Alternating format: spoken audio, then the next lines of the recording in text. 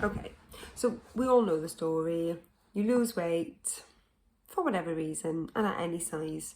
You might be somebody who's lost weight for holiday or for an event or for health reasons, and you manage to stay at that lower weight for a period of time, and then the weight starts to climb again. And you feel completely defeated. You're blaming yourself because you're thinking, oh my gosh, why can't I stick to anything? Why am I losing motivation? I just binge eat. Why is it just me? And the reality is, whenever somebody loses weight, our evolutionary programming means that our body then immediately wants to hold on to any excess weight that it can, because the environment around us has evolved much faster than what we've physically been able to evolve. So what does that mean? Okay, hundreds of thousands of years ago, we would have gone through a feast where we've managed to catch some delicious food and we've stuffed our faces because there is food available, and when you see food you eat it because you might not have another chance to eat food again for days. And so our bodies are incredible at storing energy ready for a famine, because we would feast and we would famine, and that was the cycle. Now fast forward to today, there is never ever a period of famine. So there's food around us all the time, and unfortunately some of that food is highly processed, highly palatable, and once we start, sometimes we can't stop eating. And there's two reasons for that. Hedonic foods, foods that just taste amazing, feel amazing when you put them in your mouth.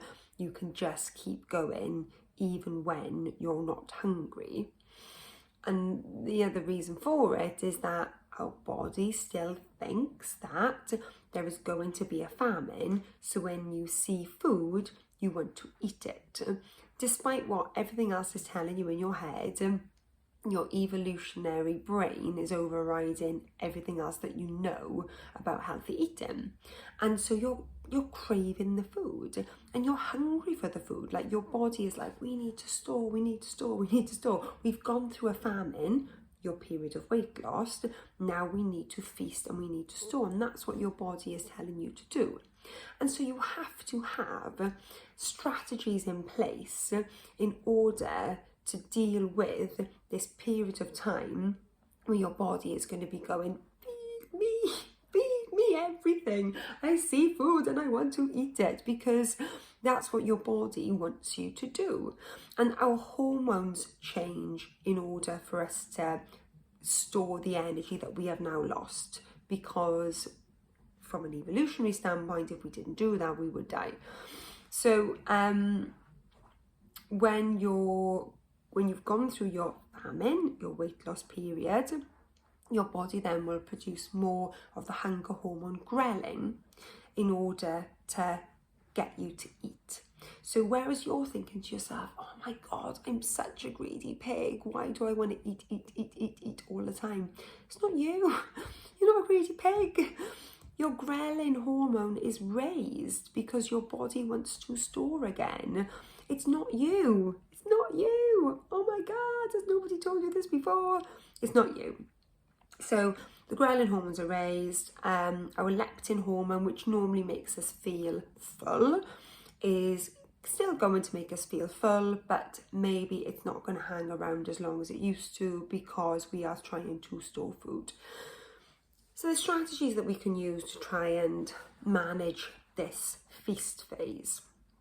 And ultimately, it's starting to identify your hedonic foods. So whilst we know that back in, caveman times, there were no hedonic foods, there was just food. When you saw it, you ate it. Things are very, very different now. And people often use the analogy of, having an addiction to food is, you know, like being addicted to drugs, but we have to eat, so it's really, really hard to manage that addiction. Now, in many ways, I agree with that, but I also think there's strategies that you can use to manage that addiction, because nobody overate on broccoli or kale or vegetables in general unless they were covered in tempura batter and deep fried. So there are foods that are ultra processed, that are hedonic, that we can eat and eat and eat until we literally feel sick. My foods are milk chocolate. So dark chocolate, I would be able to eat a small amount and then leave it. Milk chocolate, especially like Whispers and Twirls, I could keep going until the packet is empty. For some people, it might be bread and butter. For others, it might be certain meals that they cook. Like, for example, I make risotto for the kids. I could eat the whole tray of it. I could do it all. So you need to look at what your hedonic foods are, because when you're going into that feast period, those are the foods that you're not going to be able to stop eating. And ultimately, once your weight has stabilised and your ghrelin surges have also stabilised, you're not going to have this feast urge forever. But somebody who's been overweight or obese is always going to have a predisposition to becoming overweight or obese again.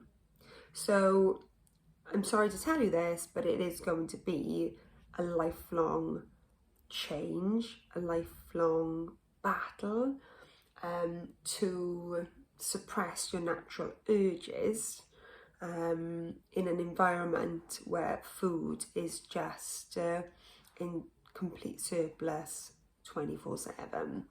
I hope that's explained things a little bit. I do these videos off the cuff because if I don't do them off the cuff, I won't do them at all. If I've got to prepare for it, then it ain't happening. So if I've said anything that makes zero sense, or if you're thinking, oh no, that doesn't make sense at all, just drop me a DM and I'll try and explain it in another video. But I hope that helps you understand why weight gain or weight regain in the past just isn't your fault.